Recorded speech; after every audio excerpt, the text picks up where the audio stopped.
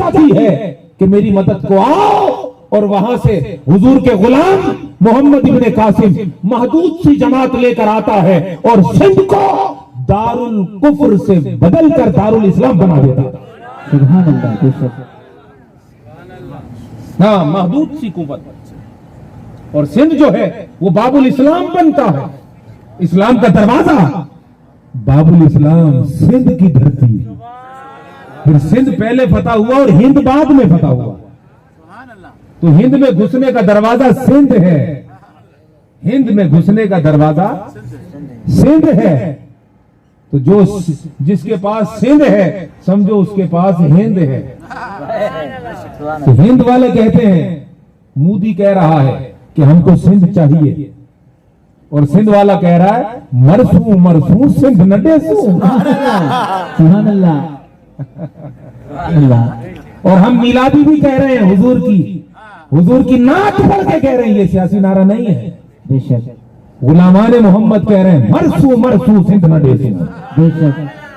मोदी को सिंध नहीं दिया जाएगा, इंशाअल्लाह नहीं दिया जाएगा। बल्कि जब वो भागा था ना हुमायूं, जब उसको शेरशाह सूरी ने भगाया, तो हुमायूं को भी पनाह उमरकोट में आके मिली थी। फिर उमरकोट के रास्ते वो मकरान से होता हुआ ईरान गया था, और वहां से लश्कर लाया था दोबारा दिल्ली फतह करने के लिए। तो हर भागे हुए की पनाह सिंध है। जिसको छुपना हो सिंध में आ जाओ, और जिसको बचना हो सिंध में आ जाओ, और जिसको छाना हो सिंध में आ जाओ। तो सुनो, ये आलिम लोग समझेंगे मेरी बात, कि चाहे वो हिंद ले लें, लेकिन हिंद उसका है जिसका सिंध है। और सिंध किसका है? सिंध कलंदर का है, सिंध गाजी का है, सिंध सखी अब्दुल वहाब का है, सिंध सच्चल सरमस्त का है, सिंध पिटाई का है, सिंध हुसैनियों का है, सिंध नूरानियों का है, और सिंध तो गुलामाने मोहम्मद का है और मिलादियों का है। मालूम हुआ सिंध की धरती मोहम्मद की धरती है।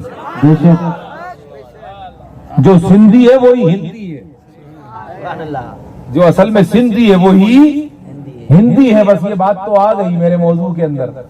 मैं तो उस तरफ जा रहा था कि जो तेरे दर से यार फिरते हैं, दर बदर यूं ही खार फिरते हैं। और सुनो, फिरने के लिए पहले पुष्ट दिखानी पड़ती है ना, कंड कंड, और कंड करना और पुष्ट करना ये बेअदबी है। इसलिए जहां बेअदबी है, जहां बेअदबी है वहां कुफ्र है। तो कुफ्र बाद में आता है, पहले बेअदबी आती है। इब्लीस भी पहले बेअदब हुआ, बाद में काफिर हुआ। अल्हम्दुलिल्लाह, ये बात मैं फख्र से कह सकता हूं, सिंध में कुफ्र कभी नहीं आएगा। क्यों? यहां अदब है।